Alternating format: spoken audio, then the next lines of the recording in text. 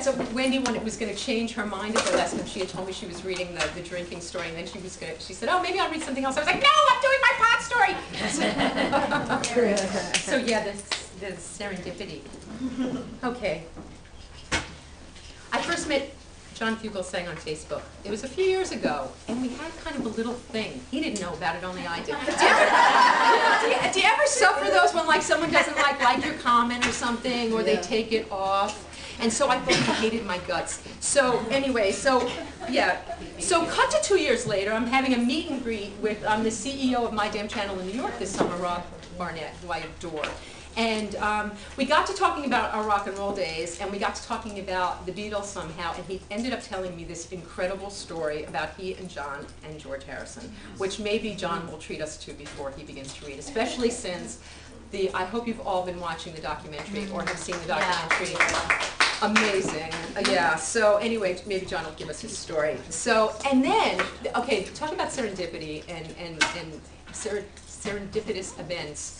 The very next night, I get a call from my friend Eve Branstein, who read for us, A Woman Who Write, and she invited me to go hear her read at an event in New York that John Fugelsang was headlining at. So the very next night, I got to meet him for the first time. So that was kind of weird too. And yeah, so okay, more about John, less about me. Oh yeah. Bill Maher has called John one of his favorite comedians, and in a few minutes, if you don't already know why, you'll be treated to find out, although that's not really fair because this is a reading and he's not here to do his stand-up, so, and I didn't ask him to be funny, I don't think, so I don't know what we're getting. All I know is it will be brilliant and we will love it, yes. Okay, so John Fugelsang is an actor, a comedian, a writer, a spoken word performer, and a political satirist with one of the most eclectic resumes in the business. His mother is an ex-nun, and his father was a Franciscan brother. Well, we want to hear about that, too. His Drama League-nominated off-Broadway solo show, All the Wrong Reasons, was based on their love story, and he was named Outstanding New York Monologist by Mac at Lincoln Center. Wow. He interviewed Paul McCartney in London and George Harrison in New York in the same week. Whoa.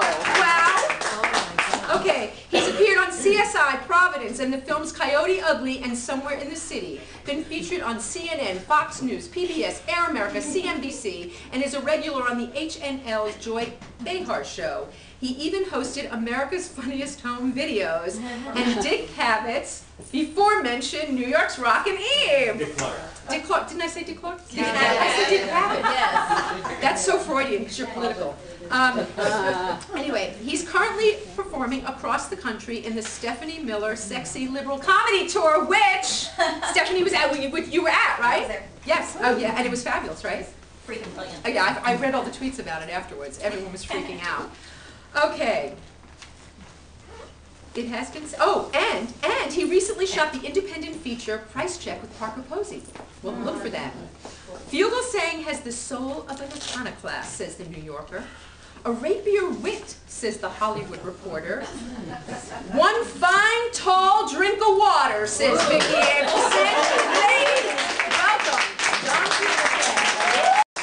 Good afternoon. It's afternoon now, right? Yeah. What an honor. I know you all have been a wonderful audience for the whole afternoon, and I hope you can bear with me for just a short time more. I'm very honored to be here. I did get to meet Vicki the first time in person last summer when I was doing a show on New York's Lower East Side with a bunch of rappers and hip-hop poets and Eve Branstein. So, and it's a real pleasure for me to be in a room with so many brilliant women that I've admired for years and known for years, a lot of friends here and a lot of people I hope to meet. And Wendy Liebman, I first met Wendy, she won't remember it, but at the very first HBO Comedy Arts Festival in Aspen in 1994, and I was so astonished because she talked to me.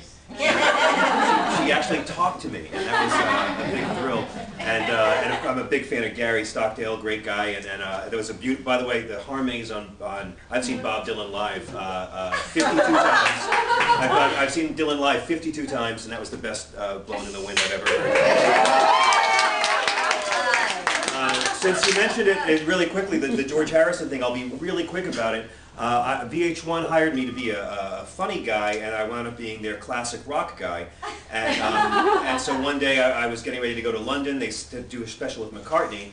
I was a Beatle fanatic, and they said, "We need you to stay in New York a day later." I said, "Crap, I've never been to London. Why are you cutting my vacation short a day?" To George Harrison and Ravi Shankar coming in Wednesday. So he was promoting the Chants of India record, which was an album he produced in 1997 of traditional Indian Vedic chants. And so he was coming in with Ravi, and he was going to do a 10-minute interview. We were going to get our sound bite. That was going to be it. I was the worst interviewer of all time. I was just a kid in my mid-20s who was a huge George Harrison fanatic. I knew every B-side he'd ever done, every bootleg in the world. He hadn't toured since the 70s. He hadn't done a ticketed concert. He appeared at the Bob Dylan tribute show in '92, and I had seen him live then. But otherwise, you know, you don't ever see George Harrison. It was like J.D. Salinger. And he came in with Robbie to do a 10-minute interview, and they put him in a room with me, and I just, boom, everything he'd ever done. And I wanted to talk to him about the stuff he cared about spirituality, about God and meditation and what happens when you die. And the whole time the producers in my ear saying, "Ask him about John Lennon and the Beatles." And if you knew George Harrison, you knew that's the last thing you wanted to talk about. So we kept talking, and he wound up staying for 4 hours. And at the beginning of the interview, it was just us in this big empty room. After, by the time 4 hours were up, it was over 100 people, mostly record executives. Rick Rubin, the editor of Billboard, it was packed full of people. And somebody on the crew's girlfriend had come to visit, bringing her guitar that day. She was a musician, and somehow they put it in George's hands. Now again, he hadn't played a concert in America since the 70s. And he had only played once in America live in 20-odd years, and he wound up playing 4 songs. That one was "All Things Must Pass," the only time he ever sang it live. He did an Indian Vedic chant with Ravi Shankar on sitar. He did a Traveling Wilburys song that Dylan had sung that he hadn't sung, and then he did an unreleased tune that wound up being the first song on his posthumous final album. When they aired it on VH1, it was on at 1 in the morning. They called it Ravi Shankar and George Harrison Yin and Yang, which is insulting to at least one of them. And nobody watched it, and I was relieved because I was the worst interviewer of all time. I stepped on his lines, I told inappropriate jokes. At one point, I made him laugh at a Rick Astley joke at one point, which I take credit for to my grave. And his son was there, and I was hanging with his son all day, and he was just wonderful, and you know, the kind of like, at one point he said to me, "This is a bit lofty conversation for VH1, but I come from an abnormally Catholic background. We used to have open casket reunions in my family." As Vicki mentioned, my mother is an ex-nun, my father's a former Franciscan brother, so I grew up admiring Jesus the way any guy admires mom's first husband. But as I like to say, I come to view Jesus the way I come to view Elvis. Love the guy, but a lot of the fan clubs freak me out. George was also raised Catholic, and once he became a huge celebrity, by the time he was 21, he devoted the rest of his life to deeper spiritual pursuits. So we talked about Krishna consciousness on VH1 before it was the washed-up B-list loser in a hot tub network. And we talked about God, we talked about meditation, and he said, you know, to me it's all about where you're going to be when you die. How are you going to be ready for the day you die? That's all that's important to me, is preparing for that, and every step of my life I'm still learning who I am. They cut the hell out of it. They just kept, you know, cutesy parts, and no one saw it. It was horrible. And then I was up in Montreal doing the comedy festival, and he got sick, and they said, "Would you come back and do it?" And I'm like, oh, it was so shameful. I met my idol, and I was a dick. I was so nervous, and I was stepping all over him, and the internet was just getting big, and the first time I ever went online was to read how much Beatle fans hated me, and how much they scorned me. And the most painful thing, and any of you who've worked in broadcasting will know, when people say horrible things about you, and you know they're right. So for me, I had the experience of meeting my idol and being a complete twit, and it caused me such intense shame. So I'm like, I can't bear to see it again. No, no, no. But I said, yeah, I want to be a part of it. So I flew back from Montreal. We recut it to 1 hour, and then they put it on the air the day he died. They began airing it around the clock, and it was a whole different universe for me, because suddenly they put back all the stuff they wouldn't air the first time, and everyone turning into VH1 the day George Harrison died saw George and some 26-year-old kid talking about God and what happens when you die. Wow. And Wow. I was able to say, oh, I'm not the same person I was. I was removed enough and realized I just replaced Catholic shame with professional shame. The same beast with a different hat, right? So I was able to disassociate myself from that person and say, oh, well, the fact that I was such a raw, shitty interviewer is why he stayed for 4 hours. And sometimes what we think are our greatest fuck-ups can be great entryways to moments of grace. So they please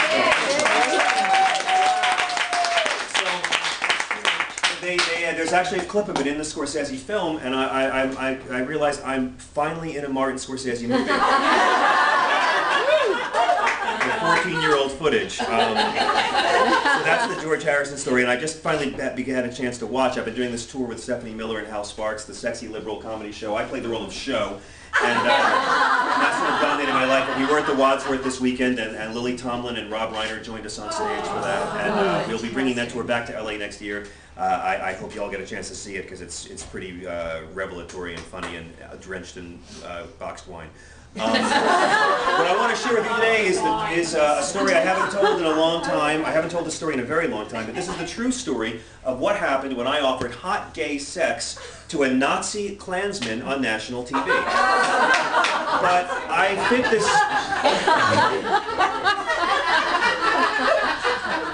But I fit this into a larger paradigm of institutionalized repression, how being smart is not the same as being wise, and Catholic guilt, something that's often quite misunderstood. Now, I have a very unique perspective on Catholic guilt. As I said, my mother is an ex-nun from the South. My father's an ex-Franciscan brother from Brooklyn. My dad wore the brown robes and the rope belt and taught history to Catholic boys and walked amongst the people like the lost Jedi of Flatbush. Here's how Catholic guilt works. It's very distinct from Jewish guilt. The Jews have it right. The Jews just, they have guilt liposuction one day a year and get it sucked out, you know? I mean, Sylvia, you look fantastic. Thanks, have my guilt done. Catholics, if you feel bad about something you did, that's guilt. And that can be good. If you feel bad about who you are as a person, that's shame. But if you feel shame because somehow you believe God wants you to feel more guilt, that's Catholic. I had moved out to Los Angeles. I moved out to LA from New York. I'm back in New York now, trying to move back here. But I moved out to LA from New York to do a TV job that had gone away, and I was trying to do political stand-up in the LA comedy clubs. That should give you a rough idea of how well-intentioned and naive I was during this period. And I was home one day. And the phone rang. I almost didn't pick it up. I was working on a game show I was pitching, a game show about LA men called Gay or Armenian.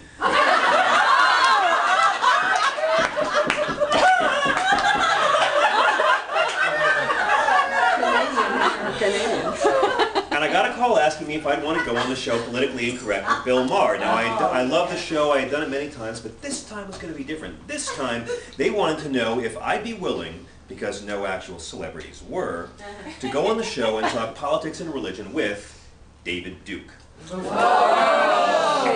Now, for those who don't remember, David Duke is an ex-Grand Wizard of the Ku Klux Klan and a former member of the American Nazi Party. And before you get offended or upset, I am not implying that all Klansmen are Nazis. I'm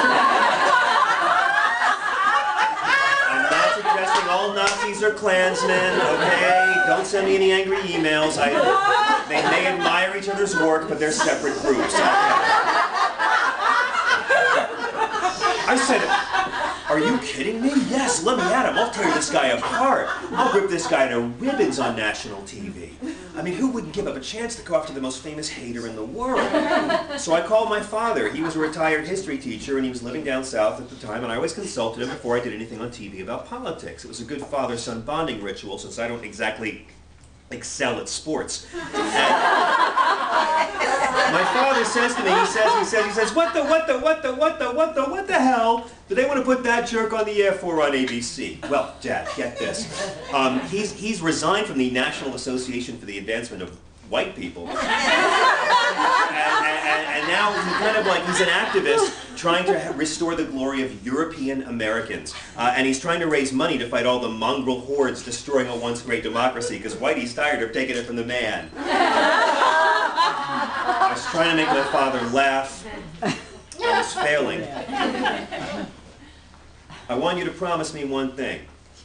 Yeah, sure, Pop, anything. All right, promise me you're not going to get all confrontational with this guy on the air like you did that time with Jerry Falwell. And this is true. I was on with Jerry Falwell once, and he was bragging about how pro-life he was. He was so pro-life, and I'm like, yeah, but you support the death penalty, so you're really pro-some life. And you can hear his sphincter tighten across the studio floor. But you know, Christians who love the death penalty, they'll forgive us our trespasses as we lethally inject those who trespass against us.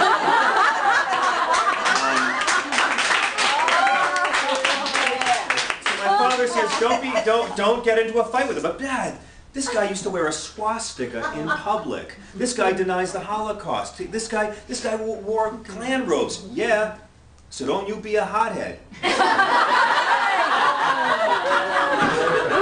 I'll tell you right now, he said. I'll tell you right now, he said. If you let yourself hate this man, if you allow yourself to hate this man, you will sink right down to his level. Now, when I was very small, my dad pulled me out of bed late one night to watch the late news to see Jimmy Carter sign the Camp David Peace Accord between Israel and Egypt. He couldn't believe that an American Christian had somehow helped bring peace to one corner of the Middle East and wanted his kid there to witness it, because that to him was everything America and Christianity could and should be. And now he's telling me to be nice to a Nazi.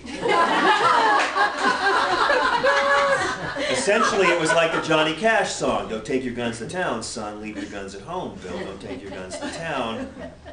But I knew he was right. So the next day I got to the studio early for the taping, and already backstage in the green room, the mood was very tense. Duke had told the producers he got a lot of death threats and would only travel to a wretched hive of race mixing and villainy like Hollywood if the producers agreed to fly him and his personal bodyguard first class both ways. They agreed, good for ratings, but when Duke arrived in the green room in a sharp corporate pinstripe suit, a self-assured smile stretched across his heavily surgically altered face, the bodyguard directly behind him was revealed to be his massive, imposing, blonde hair, blue-eyed, Aryan, Russian, 5'2" Russian girlfriend. And the producers at the show were furious they had been so deceived. Because come on, it's one thing for a guy to be a Holocaust-denying Nazi white supremacist Klansman, but now, on top of that, he was a dick. The taping hadn't even begun yet, and already everybody backstage was furious at David Duke. Everybody except me. I was going to give this guy love. I was going to be muy tranquilo. I was going to keep my promise to my father.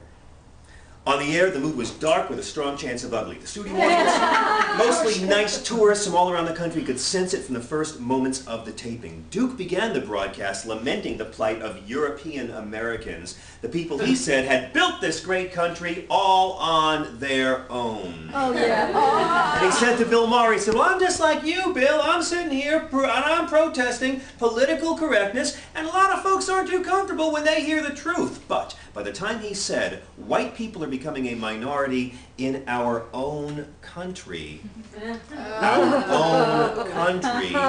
both the panel and the crowd could smell the blood in the water. But I did not attack him. I respectfully disagreed. I talked about scapegoating. I talked about institutionalized economic racism. I quoted Bob Dylan's "Only a Pawn in Their Game," and I tried to not make flippant jokes. I tried. So when Duke said at one point, "I'll tell you what, the blacks have their own 24-hour cable channel, and the Hispanicals have their own 24-hour cable channel, but there is not one single channel devoted exclusively to white people of European descent, and why is that?" I wanted to say, "No channel for white people. Somebody's not watching his NASCAR network." But I didn't say it. Don't take your guns to town, son. Leave your guns at home, Bill. Don't take your guns to town. By the halfway mark of the show, Duke had justified his anti-racial integration stance in this century by invoking the statistic that black men rape white women 200 times more than white men rape black women. And this is all the proof you need, he said, holding up a Xerox chart that he brought in his pocket. All the proof you need to show right here in my hand that Caucasians are better, more civilized, and endangered. And the worst part about it, he says, the worst part about it is Americans are losing their true American heritage of Jesus Christ.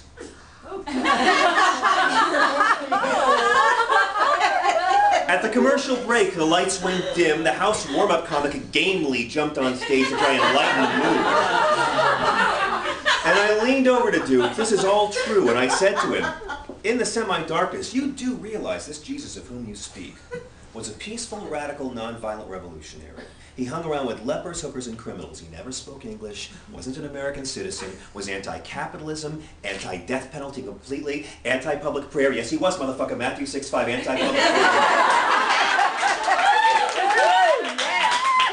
He never justified torture. He never fought for tax cuts for the richest Nazarenes. He never asked a leper for a copay. And he was a long-haired, brown-skinned, it's in Revelations, brown-skinned, homeless Middle Eastern Jew.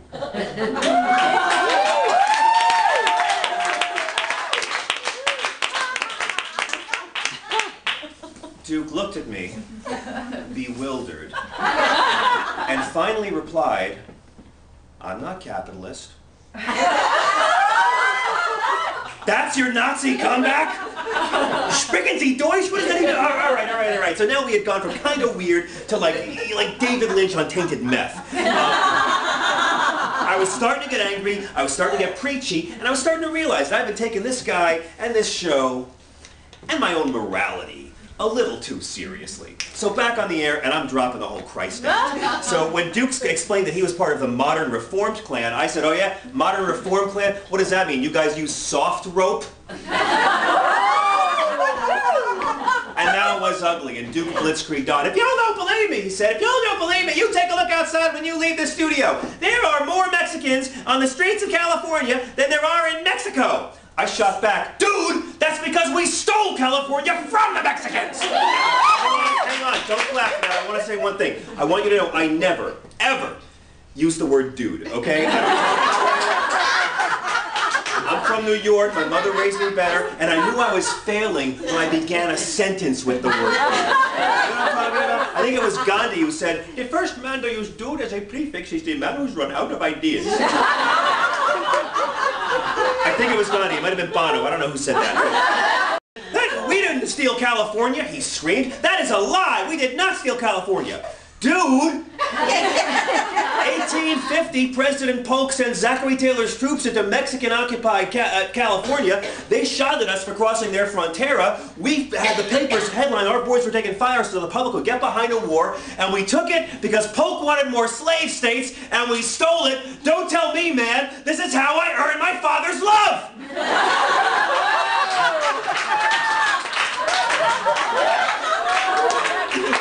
Duke was outraged. Then he turns to the audience and points at me. This man hates himself, he screamed. This man hates himself because he's white. Fuck you! I hate myself because I'm Catholic.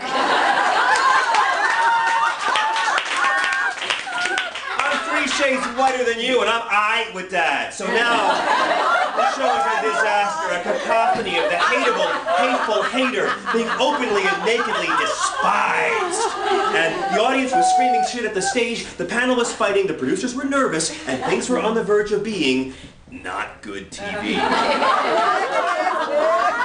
My youthful hubris told me something had to be done. I had to try to make it funny somehow. I had to try and salvage this ugly mess of a show if I ever wanted to get invited back. So when the fury calmed down, I knew exactly what I wanted to say. With only a few minutes left in the show, and forgetting my parents had told all their friends and all my extended family in New York and the South to watch, I turned to Mr. Duke and said, you know, I want to apologize to you if I've been rude on the broadcast. It hasn't been my intention to be hurtful or malicious to you. I recognize that anybody as far to the right as you is clearly in a lot of pain.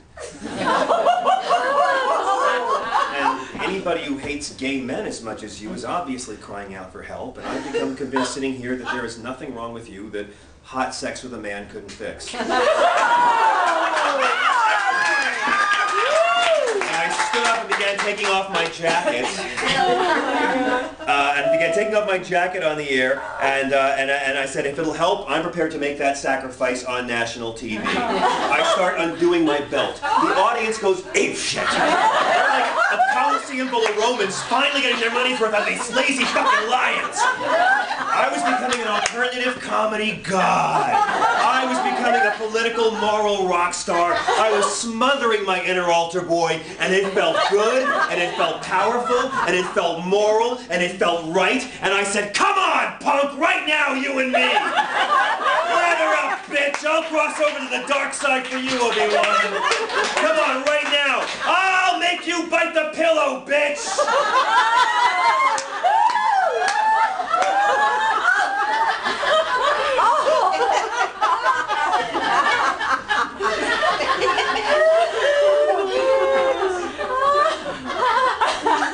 The next day,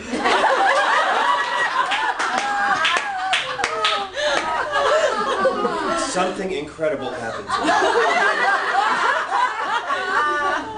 For the first time since moving to Los Angeles, I felt good. I felt normal. I felt like I was comfortable in my own skin, like I was myself, like I wasn't trying to be something I wasn't. And everywhere I went that day, people had seen the broadcast and just wanted to shake my hand and give me support. I'm talking black folks and Asians, Caucasians, Latinos, gay men, attractive straight women, a rainbow coalition of appreciation and understanding and support and compassion and love. And by late in the afternoon, I felt totally fine about calling my parents.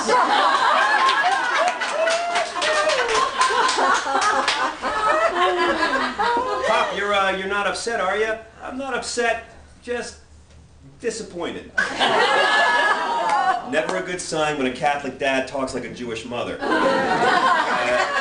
Dad, I tried. I mean, you saw me on the show. I really tried. I made an effort. But come on, Pop, did you hear the despicable stuff that guy was saying? Yeah, I heard it. I heard all of it, he said. And I expected better out of you. Your mom and I were both shocked. I don't know where you get off talking that way to somebody on TV and how you think that's going to help anything.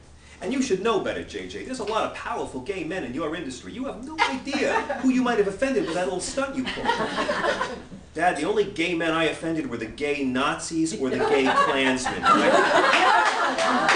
I talk to Mom, please? Well, actually, your mom is pretty upset, and to be honest, she's not ready to talk to you today.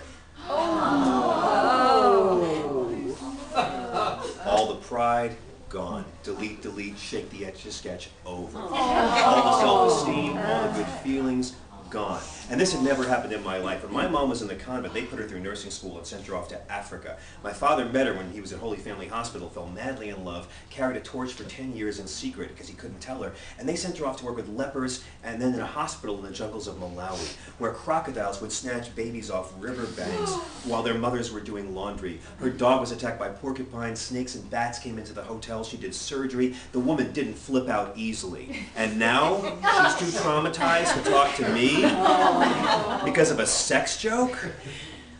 The next day, I was completely distraught.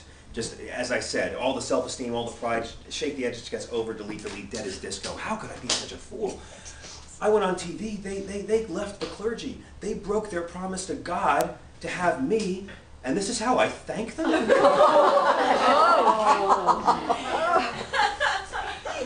So I finally emailed my mother. I emailed her in panic. Couldn't she see? Couldn't she understand?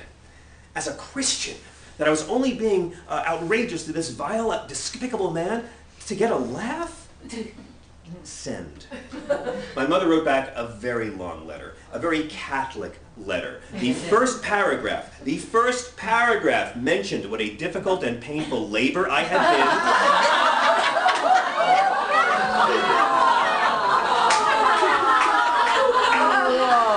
And the fact that my birth was 3 weeks past my due date had meant either I was dead in the womb or didn't want to come out.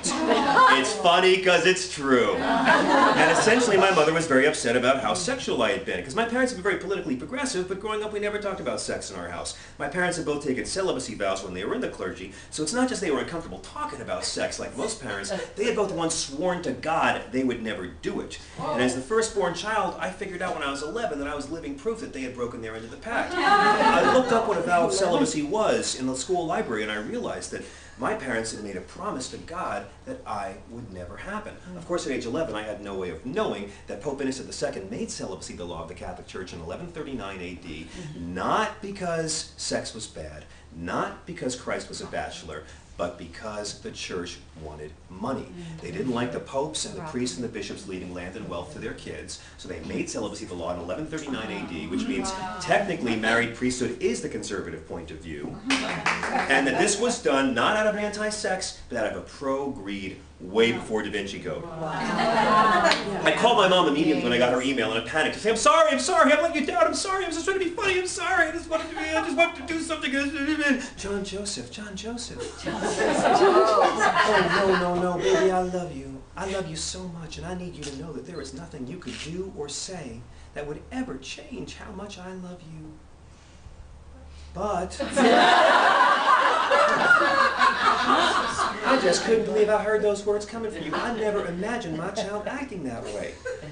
Yeah, but Mom, the Nazis started it! You hear the guy said the whites are minority in their own country, they built on their own, and the blacks do the rapes. No, I'm sorry, Mom, I'm sorry, no. But I hate to fight you on this, but given the circumstances, I think that making a mockery out of that man and humiliating that man was the moral option. And I realize that's how you feel, but based on the way we tried to raise you, I failed to see how saying, I will make you bite the pillow, bitch, is the moral option. Now I really hate it. You guys see a lot of stories here, okay? And you guys see a lot of stories and hear a lot, and I really hate it when stories use that little trite little plot device I call the "it was then I realized" moment. But here's mine. It was then I realized that I had changed, I had grown, and I could never get things back to the way they were, but I had finally given my family the kind of gift I never thought I could give. The gift of a story no one brings up ever again. Every family has to have those horrific anecdotes that don't get mentioned at the reunions or the weddings or the cookouts. Nobody would ever say in my house, "Can you pass the cranberry sauce? Oh, remember the time your firstborn offered to sodomize the Klansman?"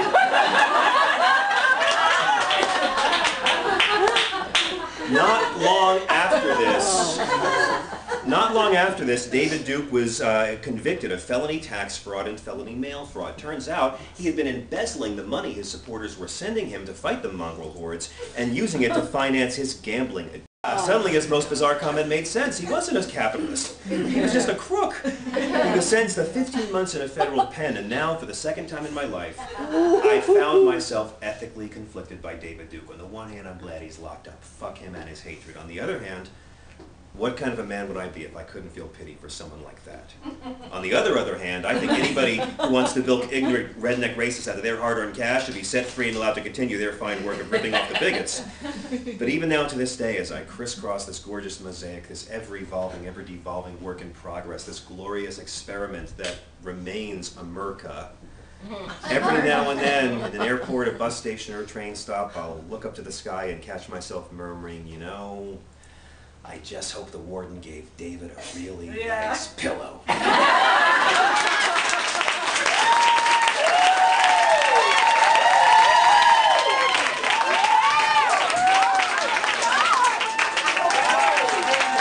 Anytime.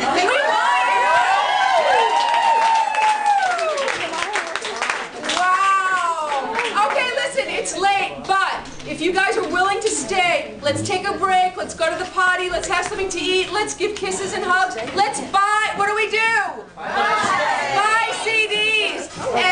And then we're going to come back and we're going to have discussion. Okay, let's go.